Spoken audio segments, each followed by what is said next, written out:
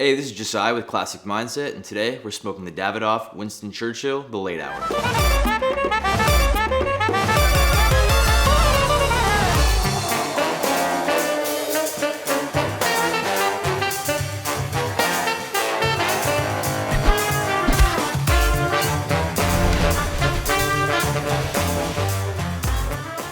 So the first thing you notice when looking at the cigar is the dark chocolatey color and the oily sheen. I mean, especially on the cap. This cigar just really shines. The band obviously is black and gold, which really just gives this cigar a very just elegant and sophisticated look and feel. If you look a little closer, you'll notice a silhouette of Winston Churchill on the front of the band, smoking his iconic Churchill cigar and wearing his famous top hat. This cigar was made by Davidoff really to honor the legend of Winston Churchill, and I think the overall just look and feel of this does a great job. It's just a very elegant and beautiful cigar. The late hour is a 7-inch cigar with a 48 ring gauge. Filler in this cigar is Dominican and Nicaraguan. The binder is from Mexico, and the beautiful dark wrapper of this cigar is from Ecuador. All right, let's cut the cigar and get into it.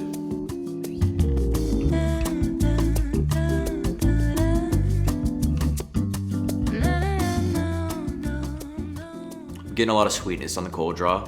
I would say maybe like some caramely chocolate notes.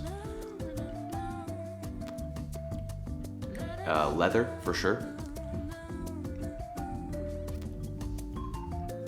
Earth and maybe some salt on the finish.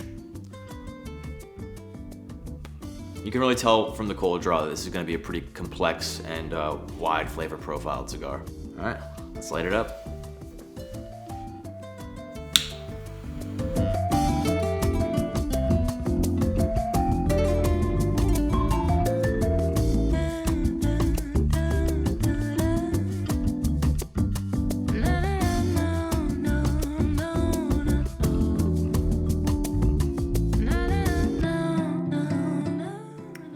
Great bowl, good smoke. Right off the bat, I'm getting cracked black pepper and oak. That earthiness is still there, but at the end, I'm getting a little bit of citrusy type notes. Maybe a little bit of that scotch, and kind of a twang with the citrus, almost like a soy sauce, if you could imagine that. The smoke really has a great mouthfeel. Yeah, I'd summarize the start of the cigar as oak and black pepper forward with some citrusy and scotch and like twangy sweet and sour notes on the finish. Definitely taking a back seat to the black pepper at this point in the cigar. All right, I'm gonna keep smoking this. I'll come back to you guys when we get to the second third and let you know how it's transitioned.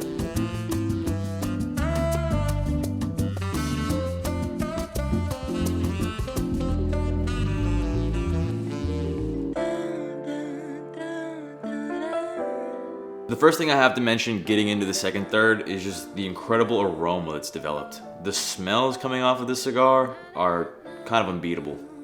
As far as flavors go, I'm getting a little more earthiness, maybe like a hay.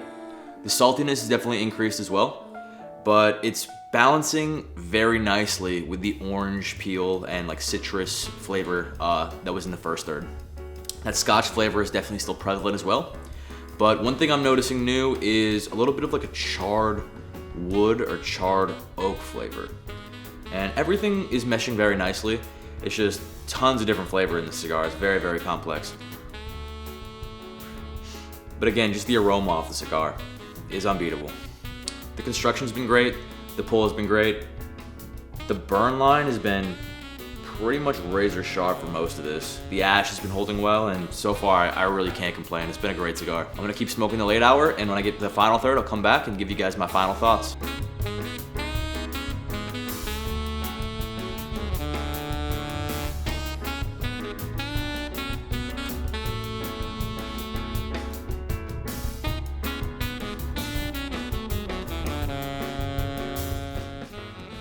So let's talk about pairings. Because this cigar is so bold and complex, I would recommend going with a very bold drink that's gonna be able to stand up to the cigar, or go with something light and refreshing that's gonna act more as a palate cleanser and allow you to just taste more of the cigar. So some examples of that might include a very peaty scotch, something that would go great with the citrus and kind of scotch flavors and the saltiness of the cigar, and it would be able to probably stand up to it, and you'd get to experience both of them. A good rye, that would be a good option. A double espresso might be a good option. I definitely go with a double espresso because it's such a long cigar. It'll give you a little bit more to sip on while smoking the cigar.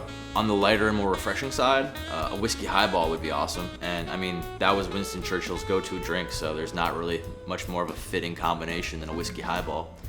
Something else might be like a standard light ale. It would just be crisp and refreshing and really enhance the cigar smoking experience. So that's probably the routes I would take. So if you guys are still watching this video and enjoying it, now's the time where I'm gonna ask you to please subscribe to our YouTube channel, help us grow this thing and help us get these videos out to as many people as possible.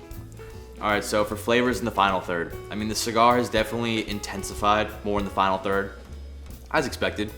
I would say the flavors are very similar to the second third, still getting that hay, still getting the scotch, still getting the citrus, the orange peel, still has that soy twang. But I would say the major difference is the black pepper has really increased a lot, and that's probably more of the driving factor now.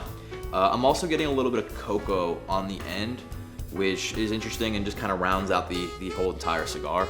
Again, still very, very enjoyable in the final third, but the pepper definitely just increases. All right, I'm gonna go ahead and end the review video here. Thank you guys so much for watching. Again, if you like our videos, please subscribe to our channel. You can also find a lot more content on classicmindset.com. I'm gonna finish this guy up off camera. You guys have a great one.